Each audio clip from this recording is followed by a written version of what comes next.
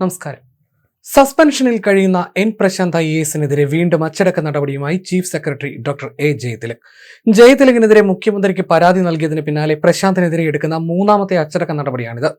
Doctor Jayathilak സർക്കാർ മുൻപാകെ വ്യാജ സത്യവാങ്മൂലം നൽകിയതിനും സ്വത്ത് വിവരങ്ങൾ മറച്ചുവെച്ചതിനുമെതിരെ വകുപ്പുതല നടപടികൾ സ്വീകരിക്കണമെന്ന് ആവശ്യപ്പെട്ട് മുഖ്യമന്ത്രിക്ക് പരാതി നൽകി 9 ദിവസം പിന്നിട്ടിട്ടും നടപടിയൊന്നും ഇല്ലെന്നും എൻ പ്രശാന്ത് ഫേസ്ബുക്കിൽ കുറിച്ചു. എന്നാൽ പരാതി നൽകിയ പ്രശാന്തിനെതിരെ വീണ്ടും വടിയെടുക്കുകയാണ് ജയതിലക്.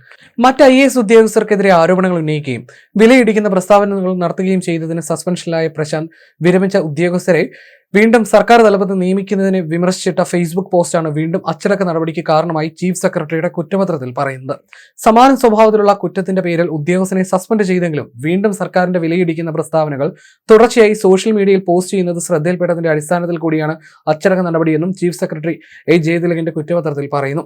2025 ജൂൺ 13 പ്രസിദ്ധീകരിച്ച പോസ്റ്റാണ് ഇപ്പോൾ കുറ്റകരമായ പെരുമാറ്റമായി കണക്കാക്കിയിരിക്കുന്നത്. വിരമിച്ച ഡോക്ടർ KM എബ്രഹാമിനെ പോലുള്ള മുതിർന്ന ഉദ്യോഗസ്ഥരെ എക്സ് ഒഫീഷ്യോ സെക്രട്ടറിമാരായി നിയമിക്കുന്ന നവീന മോഡൽ പുകഴ്ത്തുന്ന രീതിയിലുള്ള വിമർശന പോസ്റ്റാണിത്.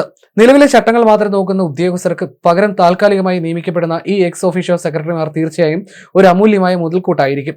റിസ്ക് എടുക്കാനും നാടിന് നന്മ ചെയ്യാനും ഇവർക്കാവും. കാരണം ഇവർ അനാവശ്യമായി നിയമവും ചട്ടവും പറയുന്ന സർക്കാർ ഉദ്യോഗസ്ഥരല്ലല്ലോ. ഈ മോഡൽ പ്രാവർത്തികമായാൽ ദിവസക്കൂലിക്ക് പോലും സർക്കാരിന് സെക്രട്ടറിയെ നിയമിക്കാവുന്നതാണെന്നായിരുന്നു പ്രശാന്ത് പറഞ്ഞത്. പോസ്റ്റിൽ നല്ലത് മാത്രം പറഞ്ഞിട്ടും അത് സർക്കാരിന് വേണ്ടത്ര പുകഴ്ത്തിയില്ലെന്ന് കണ്ടെത്തിയാണ് ഇപ്പോൾ അച്ചടക്ക നടപടിക്ക് ശുപാർശ നൽകിയിരിക്കുന്നത്. അമൂല്യമായ മുതൽക്കൂട്ടായിരിക്കും, റിസ്ക് എടുക്കാനും നാടിന് നന്മ ചെയ്യാനും ഇവർക്കാവും എന്നിങ്ങനെയുള്ള പ്രയോഗങ്ങളിൽ ഏത് ചട്ടമാണ് ലംഘിക്കപ്പെട്ടതെന്നോ ആരെയാണ് വിമർശിച്ചതെന്നോ മനസ്സിലാകുന്നില്ലെന്ന് പ്രശാന്ത് കുറിച്ചു. എൻ പ്രശാന്തിന്റെ പോസ്റ്റിന്റെ പൂർണ്ണരൂപം ഇങ്ങനെ: ഡോക്ടർ ജയതിലകിനെതിരെ മുഖ്യമന്ത്രിക്ക് പരാതി, ശക്തമായ നടപടി തുടരുന്നു. ഡോക്ടർ ജയതിലക് സർക്കാർ മുൻപാകെ വ്യാജ സത്യവാങ്മൂലം നൽകിയതും സ്വത്ത് വിവരങ്ങൾ മറച്ചുവെച്ചതും സർക്കാരിന്റെ തന്നെ രജിസ്ട്രേഷൻ, റവന്യൂ, സർവേ വകുപ്പ് രേഖകൾ വ്യക്തമാക്കുന്നതിന്റെ അടിസ്ഥാനത്തിൽ വകുപ്പുതല നടപടികൾ സ്വീകരിക്കാൻ അഖിലേന്ത്യാ സർവീസ് ചട്ടം റൂൾ 7 പ്രകാരം ഡിസിപ്ലിനറി അതോറിറ്റിയായ മുഖ്യമന്ത്രിക്ക് ഞാൻ പരാതി നൽകിയത് നവംബർ 17-നാണ്. ഇന്നേക്ക് 9 ദിവസമായി. ഏതായാലും വീണ്ടും ശക്തമായ നടപടി വന്നു. വീണ്ടും പരാതിക്കാരനായ എനിക്കെതിരെയാണെന്ന് മാത്രം. അതായത് വീണ്ടും ഒരു ഡിസിപ്ലിനറി നടപടിയോടി തുടങ്ങിയത് ഇന്ന് കയ്യിൽ കിട്ടി. ഡോക്ടർ ജയതിലകിന്റെ അഴിമതി ചൂണ്ടിക്കാണിച്ചതിന് ശേഷം ഇത് മൂന്നാമത്തെ അച്ചടക്ക നടപടിയാണ്. ഇപ്പോൾ ഫ്രഷായി കിട്ടിയ പുതിയ അച്ചടക്ക നടപടിയുടെ വിവരങ്ങളാണ് ഇനി പറയുന്നത്. വീണ്ടും ഫേസ്ബുക്ക് പോസ്റ്റ് തന്നെ: സർക്കാരിന്റെ എന്തുമാത്രം പണവും അധ്വാനവും എന്റെ ഫേസ്ബുക്ക് നിരീക്ഷിക്കാൻ ചെലവായി പോകുന്നു. ഇതിനായി പ്രത്യേകം ഏർപ്പാടാക്കിയ ടീമും മറ്റ് സജ്ജീകരണങ്ങളും എത്ര ആത്മാർത്ഥമായിട്ടാണ് ജോലി ചെയ്യുന്നത്. അവർ കണ്ണിൽ എണ്ണയൊഴിച്ച് കണ്ടെത്തിയത് എന്താണെന്ന് നോക്കാം. Facebook post 13/6/2025. ഡോക്ടർ ജയതിലകിന്റെ അഭിപ്രായത്തിൽ സർക്കാരിനെ വേണ്ടത്ര പുകഴ്ത്തിയില്ല എന്നതാണ് ഇത്തവണത്തെ കുറ്റം. 8 വർഷം മുൻപ് IAS-ൽ നിന്നും സർക്കാർ സർവീസിൽ നിന്നും വിരമിച്ച വന്ധ്യവയോധികനായ ഡോക്ടർ KM എബ്രഹാമിനെ പോലുള്ള പ്രതിഭാധനരായ വൃദ്ധജനങ്ങളെ എക്സ് ഒഫീഷ്യോ സെക്രട്ടറിയായി നിയമിക്കുന്ന നവീനമായ മോഡലിനെ പുകഴ്ത്തിയാണ് പോസ്റ്റ്. നല്ലത് മാത്രമേ പറഞ്ഞിട്ടുള്ളൂ. എന്നാൽ അത് വായിച്ചിട്ട് പോരാ എന്ന് കണ്ടെത്തിയിരിക്കുന്നു ഗൈസ്. കുറ്റകരമായ പെരുമാറ്റമായി കണക്കാക്കപ്പെട്ട ഭാഗം ഇതാണ്. നിലവിലെ ചട്ടങ്ങൾ മാത്രം നോക്കുന്ന ഉദ്യോഗസ്ഥർക്ക് പകരം താൽക്കാലികമായി നിയമിക്കപ്പെടുന്ന ഈ എക്സ് ഒഫീഷ്യോ സെക്രട്ടറിമാർ തീർച്ചയായും ഒരു അമൂല്യമായ മുതൽക്കൂട്ടായിരിക്കും.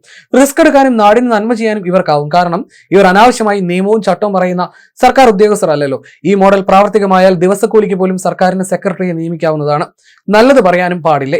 അമൂല്യമായ മുതൽക്കൂട്ടായിരിക്കും. റിസ്ക് എടുക്കാനും നാടിന് നന്മ ചെയ്യാനും ഇവർക്കാവും. ഇതിൽ ഏത് ചട്ടമാണ് ലംഘിക്കപ്പെട്ടതെന്ന് ഒരു പിടിയും കിട്ടുന്നില്ല. ഇതിലെവിടെയാണ് ആരെയാണ് വിമർശിച്ചതെന്ന് എത്ര ആലോചിച്ചിട്ടും മനസ്സിലാവുന്നില്ല. എന്റെ പുകഴ്ത്തലിന് വേണ്ടത്ര ശക്തി പോരാത്തതാണോ എന്റെ പിഴ? വേണ്ടത്ര മണിയടി മുഴങ്ങിയില്ലേ? പുകഴ്ത്തി എഴുതിയാൽ മാത്രം പോരാ, അത് തിരുവാതിരയായി ചിട്ടപ്പെടുത്തണമെന്ന് നിർബന്ധമുണ്ടോ? റീൽസായി ഇറക്കണോ? ഞാനിങ്ങനെ സംശയിച്ചു നിന്നപ്പോൾ അമാത്യൻ ഭോഗേന്ദ്രന്റെ ശബ്ദത്തിൽ ഒരു അശരീരി മുഴങ്ങി. ആരെന്ത് പറയണമെന്ന് രാജാവ് തീരുമാനിക്കുന്ന ആ സുവർണകാലം വന്നെത്തി. എങ്ങനെ പുകഴ്ത്തണം എന്ന് പറഞ്ഞു തരും. പുകഴ്ത്താനുള്ള അവകാശവും രാജാവിൽ നിന്ന് തന്നെ അനുവദിച്ച് ഉത്തരവാകണം. പുകഴ്ത്താൻ അനുവാദമില്ലാത്തവർ പുകഴ്ത്തിയാലും നടപടി ഉണ്ടാകും. ജാഗ്രത. ഇത് ഭരണഘടനാ ദിനമാണ്. ആശംസകൾ എന്നുമാണ് അദ്ദേഹത്തിന്റെ കുറിപ്പിലുള്ളത്.